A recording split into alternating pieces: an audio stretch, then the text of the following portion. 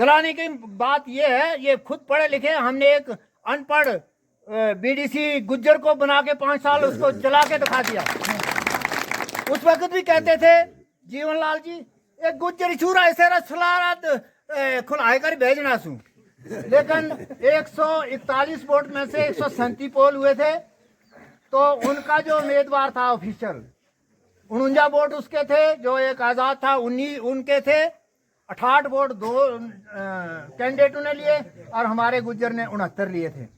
तो 5 साल उनको हमने जिता के बता दिया कि हम भी कुछ कर सकते हैं। समय ना लेता हुआ ये इनके दुखड़े रोने हूं तो 2 दिन लग जाएंगे ये रामायण सुनाते सुनाते।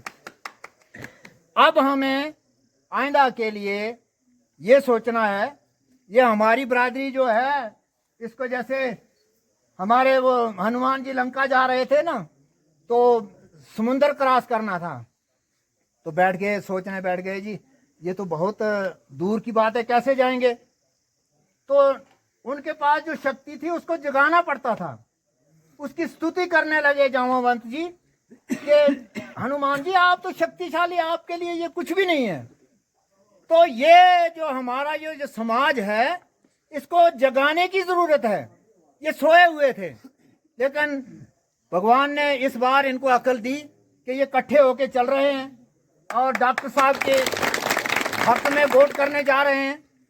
तो मैं आपको ये विश्वास दिलाता हूं कि अगर डॉक्टर साहब इस बार इलेक्शन जीतते हैं, आपके एमएलए बनते हैं, तो जो भी आपके काम होंगे हर 3 महीने के बाद आपकी पंचायत में आकर आपसे पूछकर कि आपकी समस्याएं क्या हैं, उनका हल कैसे हो सकता है, हम इनके शाना बिशाना चलेंगे, इनको गाइड करेंगे, इनको पूरी फीडबैक देंगे और इनको चलाना हमारा काम है।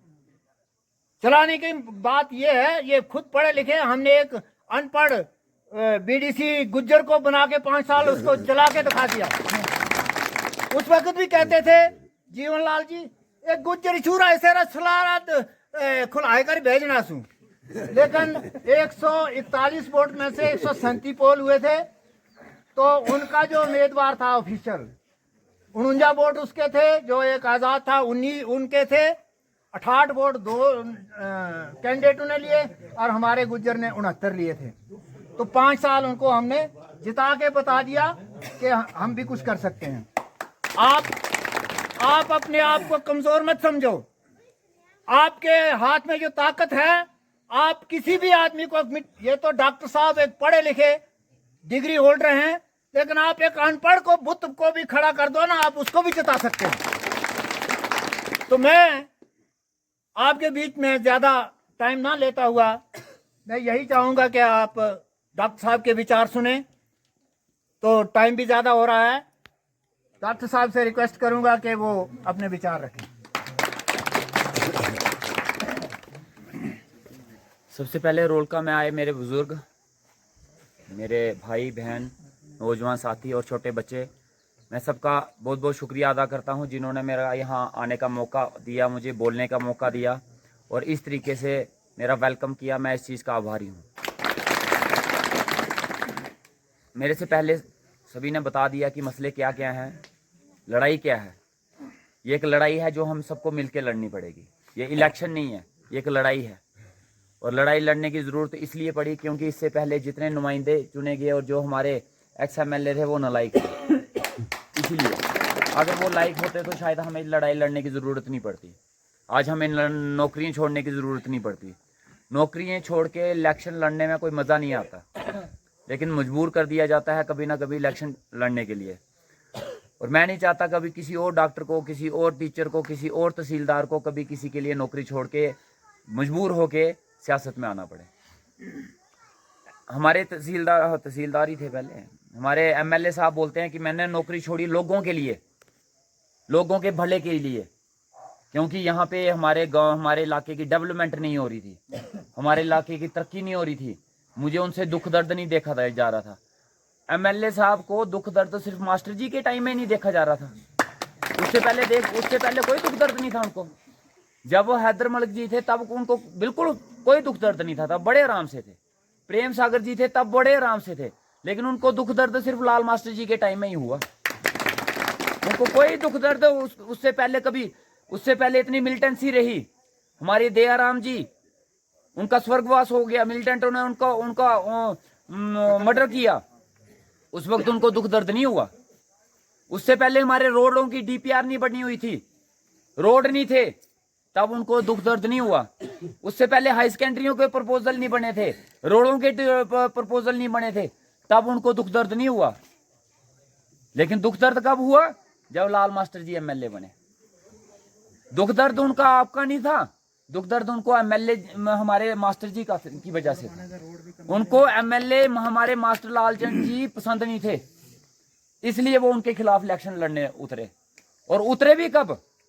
जब वो बीमार थे, बेड पे थे। दम था तो तब आना था, जब वो अगर तब आते, जब वो सही थे, हालत ठीक थी, उस वक्त उनके सामने आके इलेक्शन लड़ते तो तब हम मानते कि आप मर्द हो यार।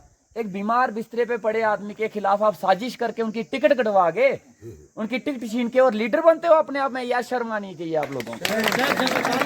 ये वो लोग हैं, ये वो लोग हैं जो आज बीजेपी में घुसे हैं। ये घुसपैठी हैं, घुसपैठिए। ये बीजेपी के नहीं है, ये घुसपैठी हैं। सारी उम्र जब मास्टर लालचंद जी बीजेपी का झंडा लेके चलते रहे और आप लोग सब बीजेपी का झंडा उठा के चलते थे, तो इनके हाथ में किसका झंडा था? कांग्रेस और NC का था ना इनके हाथ में। हमारे मास्टर जी भंडार से लेके वोट लेके आते थे, बनी तक उनकी लीड होती थी 100%। जैसे इनके गांव में पहुंचते थे 0% वोट, पेटियां खाली जाती थी मास्टर जी की।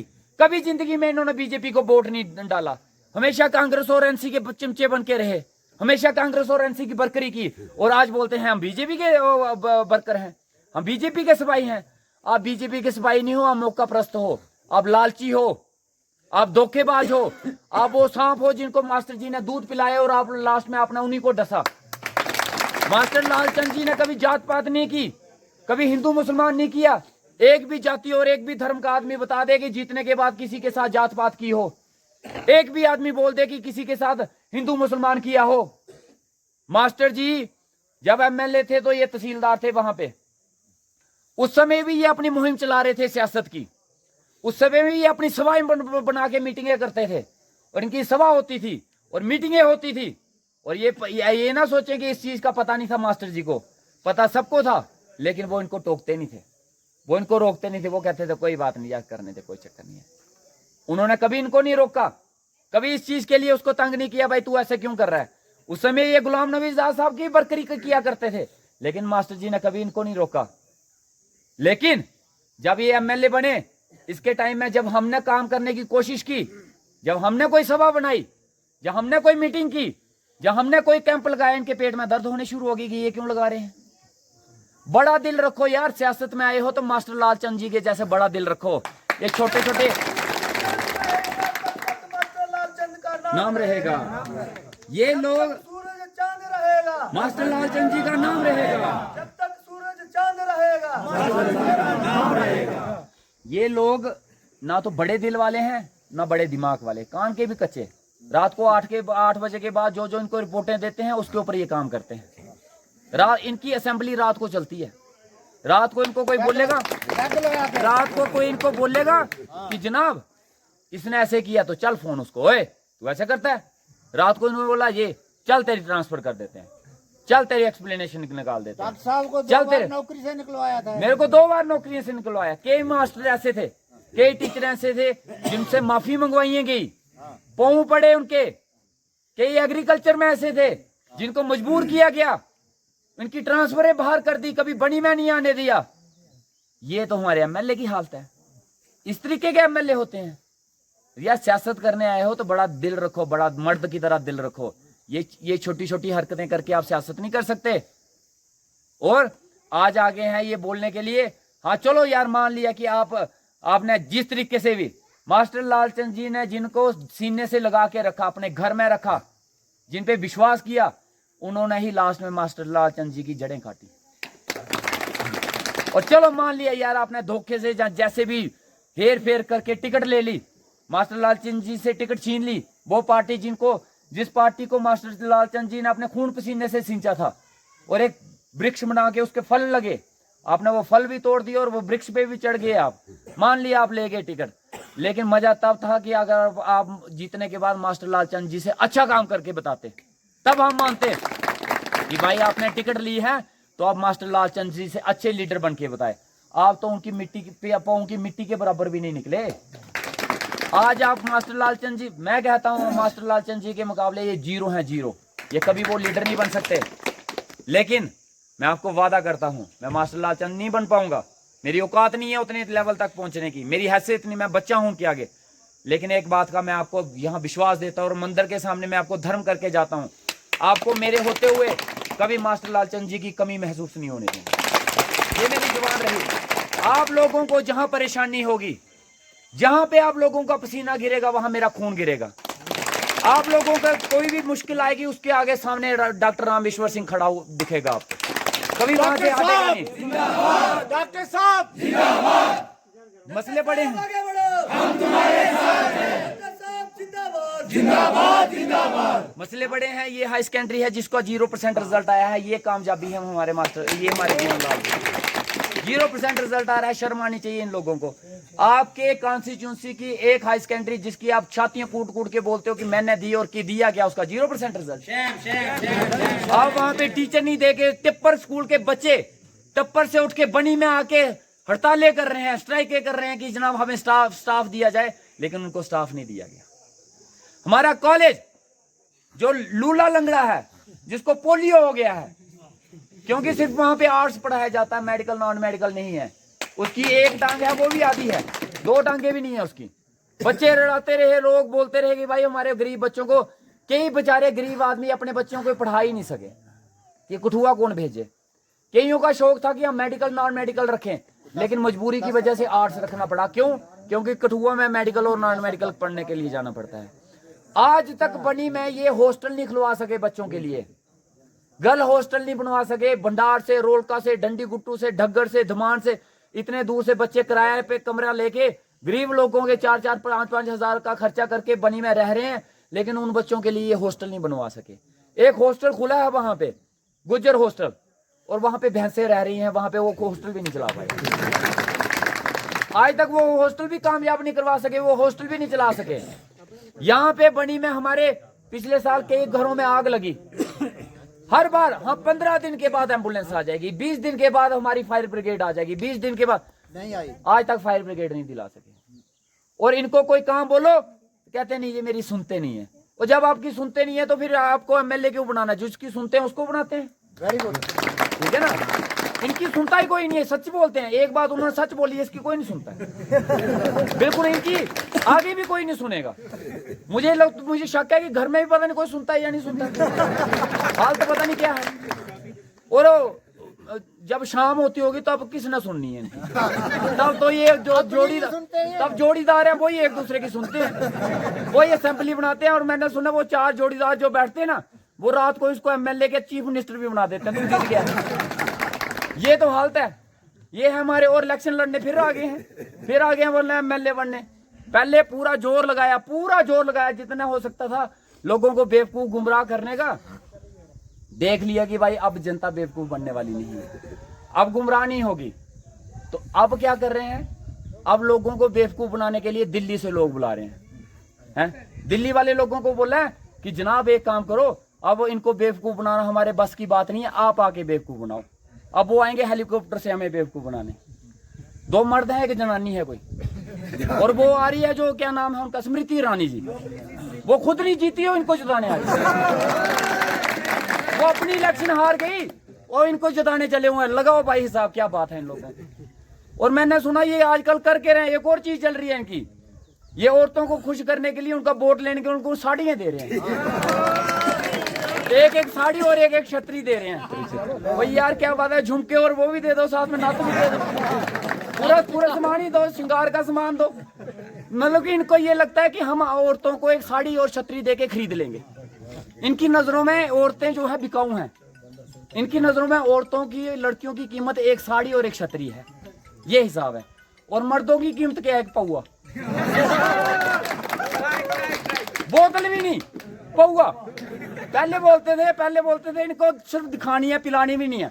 अब दे पीने के लिए दे रहे हैं। और यार क्या बात कर रहे हो? अब तो सुधर जाओ यार, अब तो लीडरों सुधर जाओ। आज 15,000 लोग रैली में आपके खिलाफ बनी में उतर गया सड़कों पे। अभी भी आपको शर्म नहीं आ रही है? आपकी इन्हीं हरकतों की वजह से गोड्डू फिलहाल से लेके भंडार तक ऐसे कोई पंचायत, ऐसा कोई मोड़ा नहीं होगा जहां से लोग उस दिन रैली में नहीं आए थे। और वो आए क्यों थे? इनकी इसी हरकतों की वजह से, इनकी इन्हीं कारनामों की वजह से, इनकी यही हिंदू मुसलमान जात पात भेदभाव, ये पैसे देना खरीदना शराब, इन्हीं लोग चीजों से तंग होके वो लोग सड़कों पे उतरे। लेकिन फिर भी शर्म नहीं आ रही है, फिर भी उसी हरकतों को करे जा रहे हैं।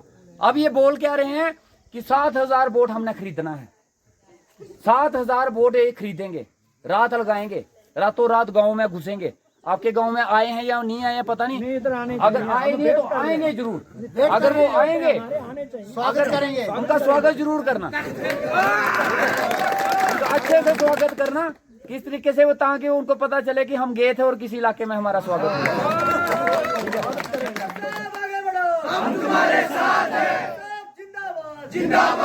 और हमारा यूथ, पढ़ा लिखा यूथ, आज हमारा पढ़ा लिखा youth, graduate, post graduate, MA BEd, वो गिरफ्त में बेचारा मजदूरी कर रहा है। हाँ। वो पल्लेदारी कर रहा है, वहाँ भी सिफारिश वहां भी सिफारिश लगती है। और एक टाइम ऐसा था जब आपके इलाके में 8वीं पढ़े टीचर भी लगे थे। होंगे आपके इधर 8वीं और 10वीं पढ़े हुए टीचर लगे थे। आज पोस्ट ग्रेजुएट, ग्रेजुएट वालों की कोई कदर नहीं है। इसको आप नया भारत बोलते हो, इसको आप बोलते हो डेवलपमेंट।